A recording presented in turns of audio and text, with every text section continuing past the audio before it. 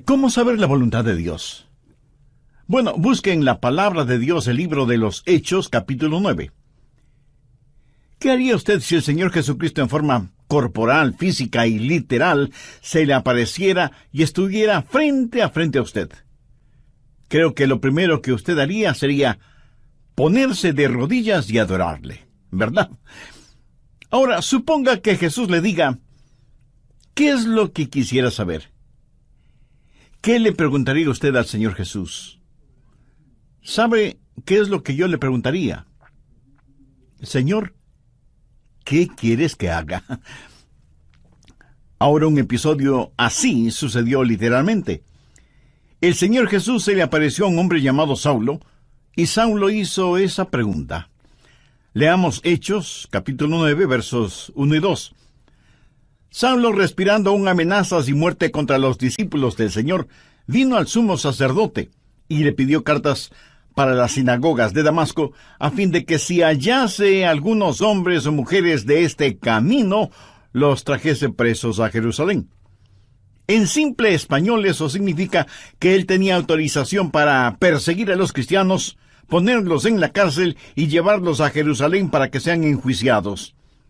En su viaje, estando cerca de Damasco, una luz intensa que venía desde el cielo los rodeó. Saulo se cayó de su caballo, y estando en tierra, oyó una voz que le decía, «Saulo, Saulo, ¿por qué me persigues?» Él dijo, «¿Quién eres, Señor?» Y él le dijo, «Yo soy Jesús a quien tú persigues. Dura cosa te es dar coces contra el aguijón». Él, temblando y temeroso, dijo, «Señor, ¿qué quieres que yo haga?» Y el Señor le dijo, «Levántate y entra en la ciudad, y se te dirá lo que debes hacer». Las dos grandes preguntas que todos debemos hacer alguna vez son, primera, ¿quién eres, Señor? Y segunda, Señor, ¿qué quieres que haga? Esas son dos extraordinarias preguntas. Y el apóstol Pablo invirtió el resto de su vida encontrando las respuestas a esas preguntas. ¿Quién es Jesús? ¿Y qué es lo que Jesús quería que él hiciera? Leí acerca de un joven marinero que hizo su primer viaje a bordo de un destructor, cruzando el océano. El entrenamiento de este joven marinero era impecable, por lo que le asignaron la tarea de sacar ese buque de guerra del muelle y llevarlo de regreso a los Estados Unidos. Era la primera vez que le habían asignado un trabajo tan importante y él quería hacerlo bien. Era un joven marinero muy inteligente, así que en un momento la cubierta del buque se llenó de actividad. El joven da órdenes por aquí y órdenes por allá, y todo se movía con la precisión de un reloj suizo. Y a pesar de lo difícil que es la maniobra de sacar del muelle un buque tan grande, lo hicieron muy bien y en un tiempo récord. De pronto le dijeron al joven marinero que tenía un mensaje del capitán. Y le pareció extraño, porque era un mensaje impreso. Pero lo leyó, y esto es lo que decía el mensaje. «Joven, ha realizado un excelente trabajo. Lo ha hecho velozmente, todo de acuerdo a las normas y reglamentos. Pero hay una regla no escrita que no tomó en cuenta. La próxima vez que saque un buque del muelle, asegúrese de que el capitán está a bordo». Este joven marinero hizo todo muy bien, pero dejó al capitán en tierra. Quiero decirle, mi amigo, que no importa cuán inteligentes sean sus planes o cuán capaz sea usted, antes de navegar hacia algún lado, asegúrese de que el capitán esté a bordo. Asegúrese de saber cuál es la voluntad de Dios. Ahora, ¿cómo saber la voluntad de Dios? Busque Jeremías 10, verso 23. Ni del hombre que camina es el ordenar sus pasos. De la vida de Saulo, quien más tarde fue el apóstol Pablo, podemos aprender por lo menos 3 cosas, y oro que el Espíritu Santo de Dios las grabe en su corazón. Primero, una guía es prometida. ¿Y qué bendición es esta? Dios ha prometido guiar. Mire Hechos 9, la parte final del verso 6. Y el Señor le dijo, levántate y entra en la ciudad, y se te dirá lo que debes hacer. No creo que Jesús pudo haberle dado una mejor promesa que esta. Y usted dirá, pastor, eso es lo que el Señor le dijo a Saulo, pero no me lo ha dicho a mí. Déjeme darle algunos versículos. Efesios 2:10. Porque somos hechura suya, creados en Cristo Jesús para buenas obras, las cuales Dios preparó de antemano para que anduviésemos en ellas. ¿Qué es lo que esto significa? Que Dios tiene un plan para su vida. Salmo 37:23. Por Jehová son ordenados los pasos del hombre, y él aprueba su camino. Salmo 32:8. Te haré entender y te enseñaré el camino en que debes andar. Sobre ti fijaré mis ojos.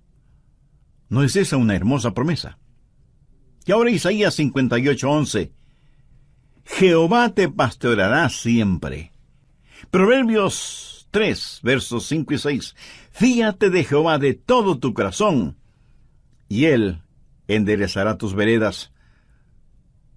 Mi amigo, la voluntad de Dios viene a nosotros de tres formas. Primero, viene como su voluntad soberana. La voluntad soberana de Dios siempre se realiza. Nadie puede cambiarla ni detenerla. Dios es Dios y realiza lo que desea hacer, porque no hay nadie que pueda oponerse a su voluntad. La voluntad de Dios es misteriosa, es desconocida. Ni usted ni yo podemos conocerla. Solamente Dios la conoce. Deuteronomio 29:29 dice: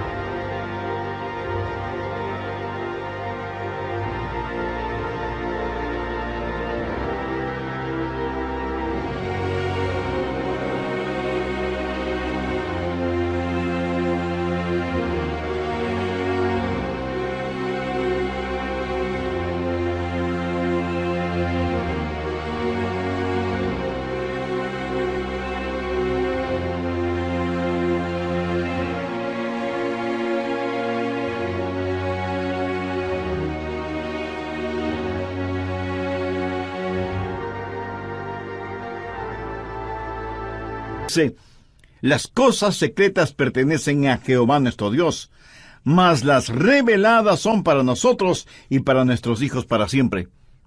Las cosas secretas pertenecen a Dios.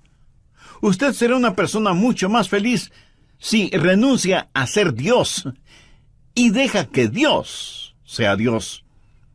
Hay ciertas cosas que usted nunca entenderá, sino hasta cuando llegue al cielo, si es que es salvo. Y cuando esté allá, le aseguro que ya no tendrá interés en saberlas. Las cosas secretas pertenecen a Dios. Esa es la voluntad soberana de Dios. En segundo lugar está la voluntad moral de Dios. Hay ciertas cosas que Dios dice que son correctas y otras que son incorrectas. Por ejemplo, el robo, la fornicación, el asesinato, el orgullo, la mentira son cosas incorrectas. En cambio, el amor, la justicia, la honestidad, la pureza, la bondad, el respeto, la consideración son cosas correctas. Esta es la voluntad moral de Dios, y no va a cambiarla para mí, ni va a cambiarla para usted. Son normas fijas de lo bueno y lo malo, porque Dios así lo ha decretado. ¿Estamos de acuerdo? La voluntad moral de Dios la encontramos en la palabra de Dios. Sin titubeos, sin tartamudeos, ni apologías, ni vacilaciones. Dios dice, esto es bueno, o esto es malo. Es la voluntad moral de Dios, y no la va a cambiar absolutamente por nadie. En tercer lugar, está la voluntad particular de Dios. Esto es, la voluntad especial de Dios para usted o para mí. Dios tuvo una voluntad especial para Saulo. Por ejemplo, mire en Hechos 9:15. El Señor le dijo: Ve, porque instrumento escogido me es este para llevar mi nombre en presencia de los gentiles y de reyes y de los hijos de Israel, porque yo le mostraré cuánto le es necesario padecer por mi nombre. Dios tuvo un plan muy especial para este hombre. Pablo sería un apóstol a los gentiles. Era un vaso escogido. Verá, eso es muy importante para mí. Dios lo escogió en forma muy particular para que sea un vaso especial, y Dios tiene una voluntad especial para cada uno de nosotros. Por ejemplo, fue la voluntad soberana de Dios que un hombre llamado Adrian Rogers sea parte de los elegidos de Dios. ¡Aleluya! Yo francamente no lo entiendo, pero me regocijo. Es la voluntad soberana de Dios. En forma soberana, Dios derramó su amor sobre mí y me salvó, y agradezco a Dios por eso. Y luego fue la voluntad moral de Dios que yo me casara con una cristiana. La Biblia dice que no debemos unirnos en yugo desigual con los incrédulos. Por lo tanto, sé que Dios tiene una voluntad moral para que, si me case con una creyente en el Señor Jesucristo. Y para mí, Dios tuvo una voluntad particular, y su nombre es Joyce. ¿Lo ve? La voluntad soberana de Dios trabajó en mi vida. La voluntad moral de Dios estuvo en mi esposa. Sabía que quería casarme con una muchacha cristiana. Y cuando iba a dejar a casa a Joyce después de haber estado en la iglesia o después de algún juego de fútbol en la universidad, al regresar a mi casa oraba: oh Dios, quisiera casarme con Joyce.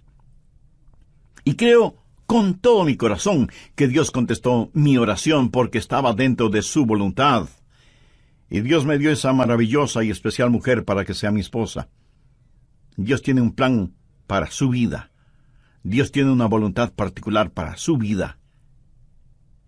El por qué Dios está interesado en usted o en mí solo muestra la grandeza de su amor. Somos menos que una partícula de polvo en el océano de la existencia, y sin embargo, Dios nos conoce. Él sabe nuestras idas y venidas, sabe cuando nos sentamos y cuando nos ponemos de pie. Aún los cabellos de nuestra cabeza están contados. Y Dios no solo que nos ama, sino que también cuida de nosotros. Un niño comenzó a orar el Padre Nuestro y dijo: Padre nuestro que estás en los cielos. ¿Cómo es que sabes mi nombre? Se imagina. Él sabe nuestro nombre. De entre los billones de seres humanos que existen y que son preciosos para Él, Dios sabe el nombre de cada uno de sus hijos. La voluntad de Dios está prometida. Guía y liderazgo es su promesa. ¿La tiene usted? Dios ha prometido guiarle, pero sabe que hay 6 errores o mitos acerca de la voluntad de Dios. Espero y oro que podamos desterrarlos de nuestras mentes para siempre. Son mitos que necesitan ser destruidos. Primero, que Dios le dará un mapa para su vida. Y eso no es cierto. No lo hará. No se lo dio al apóstol Pablo entonces, y no se lo dará a usted ahora. La voluntad de Dios para usted no es un mapa. Es una relación. Cuando Él guió al pueblo de Israel por el desierto, ¿cómo lo guió? ¿Le dio algún mapa? No. Pero les dio las columnas de fuego y nubes para que las siguieran y para que el pueblo se mantuviera relacionado con Él. A muchos nos gustaría tener un mapa y decir: vamos a ir a este lugar y luego iremos a este otro lugar y más tarde aquí y más tarde allá. Pero Dios es el que quiere hacer eso, y me alegro de que sea así, aún para mantener la parte romántica del asunto. De otra manera, todo carecería de emoción y hasta de sentido de reverencia y temor, si supiéramos lo que el mañana tiene para nosotros.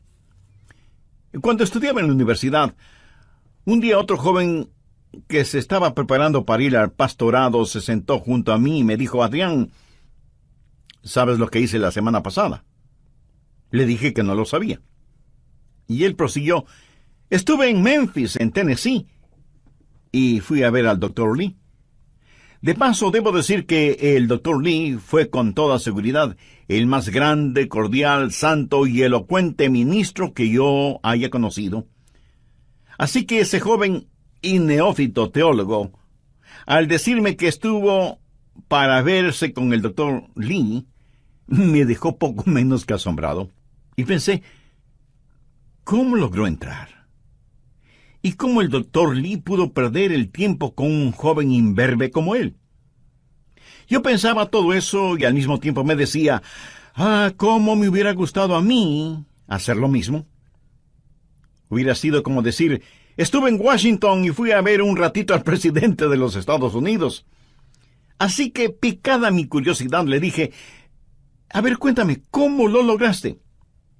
Me dijo que llegó hasta la oficina de la secretaria y le preguntó si podía ver al Dr. Lee. Ella me dijo que sí, pero solo por unos pocos minutos. Él entró en la oficina del Dr. Lee, conversaron brevemente sobre varias cosas, y finalmente el Dr. Lee oró con y por el joven estudiante. Y eso fue muy interesante para mí. Y traté de imaginarme toda la escena. Los años pasaron, y en la voluntad de Dios llegué a ser el pastor de esa misma iglesia. Tuve la misma oficina que tuvo el Dr. Lee. Un día mi secretaria me llamó por el intercomunicador y me dijo, el Dr. Lee está aquí y quiere saber si puede conversar con usted unos minutos. Por supuesto, hágalo pasar inmediatamente.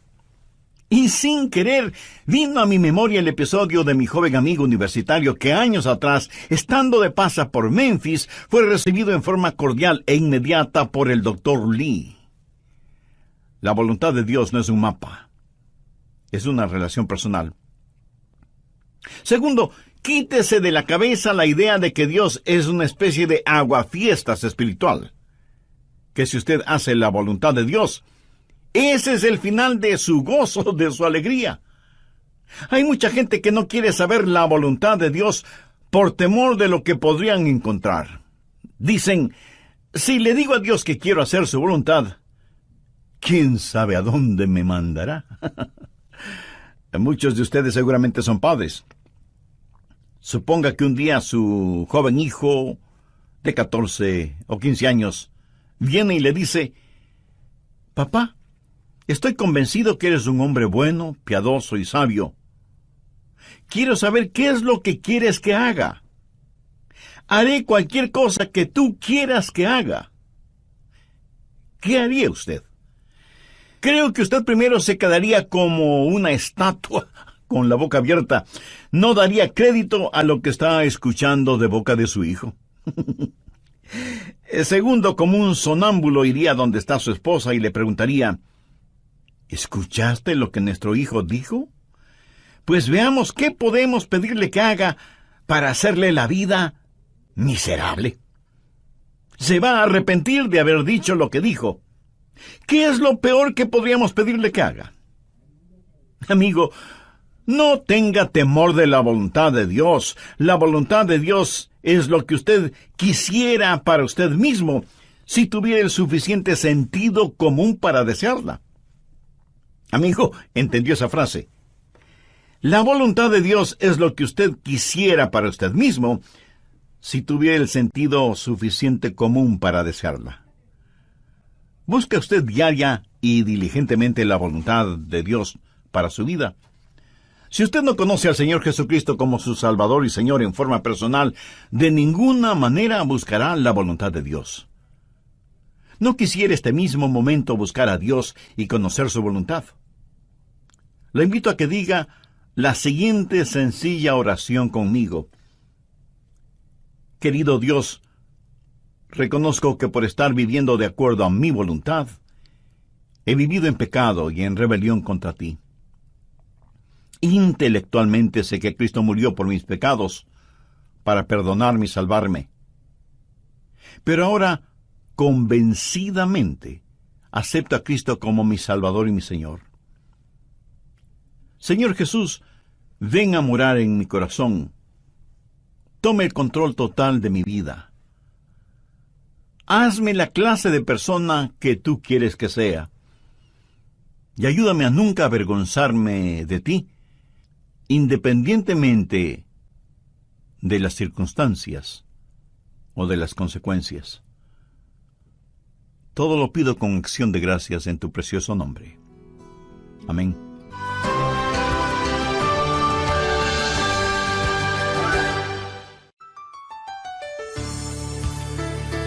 Este es el Ministerio de Estudio Bíblico Radial del Dr. Adrian Rogers. Imagínese a un hombre empujando un viejo automóvil a una estación de servicio. Las 4 ruedas del carro están desinfladas, el motor no tiene aceite, todas las luces internas y externas están rotas, no tiene batería y los guardachoques están abollados y flojos y el tanque de gasolina tiene un hueco. Uno de los empleados de la gasolinera viene con los ojos asombrados al ver que el hombre logra empujar el carro hasta una de las bombas de gasolina. Y el hombre le dice: llénelo con gasolina especial, por favor. Y el empleado de inmediato le pregunta: ¿y para qué? ¿Para qué? Hoy concluiremos con nuestro estudio cómo saber la voluntad de Dios. Usted dice: Señor, muéstrame tu voluntad. Y Dios le responde: ¿para qué? ¿Por qué debo enseñarte mi voluntad cuando no estás dispuesto a hacerla? Hoy concluiremos cómo saber la voluntad de Dios, que lo explicará bíblicamente el Dr. Adrian Rogers en la voz del pastor Lenín de Llanón. Al respecto, en el programa anterior vimos que primero Dios no le dará un mapa para su vida. Él nos ha dado su palabra. Segundo, no crea a quienes le dicen que Dios es un aguafiestas espiritual. Tercero, deje de pensar que Dios habla solo a cierta categoría de personas o que Dios revela su voluntad solo a pastores o misioneros o a la gente que trabaja en la iglesia o cosas por el estilo. Pero que Dios no tiene una voluntad para personas comunes y corrientes. Dios tiene una voluntad para cada vida. Así que deje de pensar que la voluntad de Dios es solo para determinadas personas. Cuarto, cuando Dios le muestra su voluntad para su vida, pudiera ser que tenga o no alguna dramática experiencia, como la del apóstol Pablo en el camino a Damasco.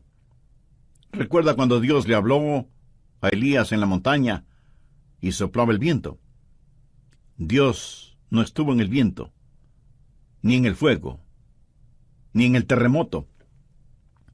Y leemos en Primera de Reyes capítulo 19, el verso 12, y tras el fuego, un silbo apacible y delicado. Ahora algunas veces Dios habla en los terremotos o en el fuego. El apóstol Pablo tuvo una especie de terremoto espiritual en su camino a Damasco. Pero usted deje que Dios sea Dios en su vida. Dios habla apaciblemente a algunas personas y a otras Dios tiene que llamarles fuertemente la atención. Quinto, otro mito que debemos sacarlo del corazón y mente es el creer que Dios muestra su voluntad solo a gente joven, pero no a gente mayor.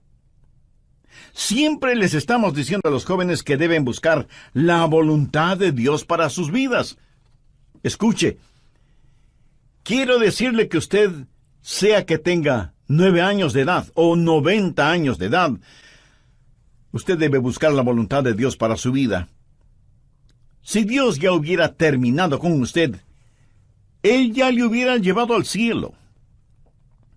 Dios tiene un plan para su vida. Sexto, el último mito que necesitamos destruir es el que dice que de alguna manera Dios oculta o esconde su voluntad de nosotros. Pensemos nuevamente en el joven que está frente a su padre, quien le dice: «Hijo, hay algo que quiero que hagas, y si lo haces, te daré una buena recompensa. Pero si no lo haces, te llevaré a tu cuarto y aplicaré la vara de la disciplina donde termina tu espalda». Y el hijo responde: «Bueno, papá, ya que lo explicas de esa manera, ¿Y qué es lo que quieres que haga? Y el padre le responde, pues no te lo voy a decir. Tú debes descubrirlo. Pregunto, ¿qué clase de padre haría una cosa así? Dios no esconde su voluntad de nosotros. Todos los versículos que hemos visto dicen que Dios quiere revelar su voluntad, que Dios quiere mostrarnos su voluntad. La voluntad de Dios no es una especie de tesoro de piratas, escondido quién sabe dónde. Segundo, la guía es provisional. Hay ciertas provisiones que están en juego antes de que usted conozca la guía de Dios. Por ejemplo, en primer lugar, debe haber disponibilidad. Miremos nuevamente Hechos 9:6. Él, temblando y temeroso, dijo, Señor, ¿qué quieres que yo haga? Ahora, eso presupone que él quiere hacer lo que Dios quiere que él haga. Mucha gente quiere hacer su propia voluntad, pero que Dios ponga su sello de aprobación. Son como las personas que buscan un arquitecto porque quieren construir sus casas, pero en realidad lo que quieren es que el arquitecto interprete y diseñe lo que ellos tienen en mente. Y eso está bien cuando se trata de construir una casa, pero no está bien cuando se trata de construir una vida. La pregunta de Pablo fue, Señor, ¿qué quieres que yo haga? Eso quiere decir, Señor, tú estás en control, no yo. ¿Sabe lo que es la humildad? Humildad significa que se le puede enseñar. ¿A cuántos de ustedes se les podría enseñar hoy? El Salmo 25:9 dice, encaminará a los humildes por el juicio y enseñará a los mansos su carrera. ¿Es usted humilde? ¿Manso? Si no lo es, usted no estará disponible. Si no lo es, no conocerá la voluntad de Dios. Pero no solo debe haber disponibilidad y mansedumbre, sino también y en tercer lugar debe haber apertura. Apertura. Pablo buscó la voluntad de Dios inmediatamente, y él oró y dijo, Señor, muéstrame tu voluntad. ¿Ha estado usted abierto a la voluntad de Dios? Y no es cuestión de simplemente decir, si Dios quiere mostrarme su voluntad, lo hará. ¿Ha orado usted en forma honesta y sincera, diciendo, Señor, yo quiero conocer tu voluntad? ¿Se reporta usted para servicio diario delante de Él? Después de conocer al Señor Jesús, usted va a ser como Pablo y decir, Señor, ¿qué quieres que yo haga? Y aún hay otra provisión. Hechos 9, versos 8 y 9. Entonces Saulo se levantó de tierra, y abriendo los ojos no veía a nadie. Así que, llevándole por la mano, le metieron en Damasco, donde estuvo 3 días sin ver, y no comió ni bebió. ¿Puede imaginarse eso? Aquí está este hombre que capturaba y encarcelaba a muchos, y ahora ciego, es tomado de la mano para ser guiado. Ahora es un hombre dócil, se ha rendido, ha cedido ante la presencia de Cristo. La Biblia dice que debemos presentar nuestros cuerpos como sacrificio vivo. ¿Puede usted decir que así lo hace diariamente? Señor, tu voluntad, sin vacilaciones, sin reservas, donde quiera, a cualquier hora, cueste lo que cueste. ¿Se atrevería usted a decirlo? ¿Se ha rendido completamente a la voluntad de Dios? Decimos, Señor, yo quiero conocer tu voluntad. ¿Está listo para hacerla si Dios le mostrara su voluntad? Tercero, es una guía práctica. Dios nos ha dado formas muy prácticas para que podamos conocer su voluntad. Y están aquí en su palabra. Una de las formas de conocer la voluntad de Dios es por medio de los milagros. Mire lo que le sucedió a Saulo. Estando en el camino rumbo a Damasco, cuando repentinamente le rodeó un resplandor de luz del cielo, y cayendo en tierra, oyó una voz que le decía, Saulo, Saulo, ¿por qué me persigues? Dios puede hablarle a usted por medio de visiones, o por medio de sueños, o por medio de una voz audible. Dios puede hablarle y guiarle por medio de un milagro. Y me apresuro en decir que normalmente Él no nos guía con milagros, pero de vez en cuando lo hace. Ahora, toda vez que tenemos la Biblia completa, esa clase de milagros no son necesarios en la actualidad, y no es la forma normal de Dios para guiarnos. Pero lo menciono porque está en la palabra de Dios. Pero si usted tiene una visión, o un milagro, o un sueño, o lo que sea, será mejor que las compare con las otras cosas que voy a mencionar para ver si encajan unas con otras. Y no es una mera autosugestión. En segundo lugar, Dios le hablará y le guiará por medio de su palabra. Y si usted pregunta, ¿le guió Dios a Pablo con su palabra? Amigo, es mejor que lo crea. Verá, primero, él era un rabí y conocía muy bien la palabra de Dios, el Antiguo Testamento. Segundo, hace poco él había escuchado un sermón en los labios de uno de los más grandes evangelistas de entonces, un hombre ungido y lleno del Espíritu Santo cuyo nombre fue Esteban. Y cuando el Santo Dios le habló a Saulo, le dijo, «Dura cosa te es dar coces contra el aguijón». Pablo estaba lleno de la palabra de Dios, y es la palabra de Dios la que guía. Anote al margen el siguiente versículo. Salmo 119, 115. Lámpara es a mis pies tu palabra, y lumbrera mi camino. Mucho de la voluntad de Dios para su vida se encuentra en la Biblia, mi estimado amigo. Por ejemplo, la voluntad de Dios es que usted no se case con una persona no creyente. Así lo dice su palabra. Si usted está saliendo seriamente con una persona que no es salva, entonces, ¿por qué lo hace si sabe que no puede casarse con esa persona? Muchas veces usted conoce la voluntad de Dios al leer la Biblia y dice, bueno, Dios me está guiando a que me divorcie de mi cónyuge y me case con otra persona. Mi amigo, esa es una ignominiosa mentira. Es una mentira atrevida. Y es una absurda arrogancia de su parte el orar y pedir que Dios le muestre su voluntad cuando ya se la ha mostrado con su palabra. ¿O se considera usted una persona súper especial, a la cual Dios le concederá algo que está en contra de lo que Él mismo ha establecido en su palabra? Piénselo. En tercer lugar, Dios le guiará por medio de su gente, los hijos de Dios. Veamos Hechos 9, los versos del 10 al 13. Había entonces en Damasco un discípulo llamado Ananías, a quien el Señor dijo en visión, «Ananías». Y él respondió, «Heme aquí, Señor».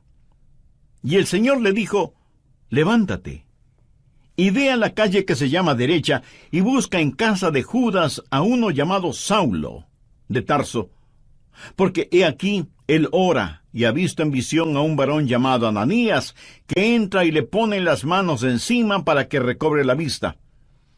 Entonces Ananías respondió, «Señor, he oído de muchos acerca de este hombre. ¿Cuántos males ha hecho a tus santos en Jerusalén?» Cuando Dios le habló a Saulo y le dijo que le mostraría su voluntad, Dios también habló a Ananías y lo utilizó para confirmar su voluntad en la vida de Saulo. En Proverbios 24:6 leemos, «En la multitud de consejeros está la victoria». ¿Qué quiere decir eso? Que cuando Dios le habla a usted acerca de algo, muchas veces Dios lo confirmará por medio de alguien más. Mateo 18:16 dice, «Toma aún contigo a uno o dos, para que en boca de 2 o 3 testigos conste toda palabra». No sea ni orgulloso ni arrogante pensando que usted no necesita el consejo de otras personas. Otra manera en que Dios confirma su voluntad para usted es por medio del Espíritu Santo.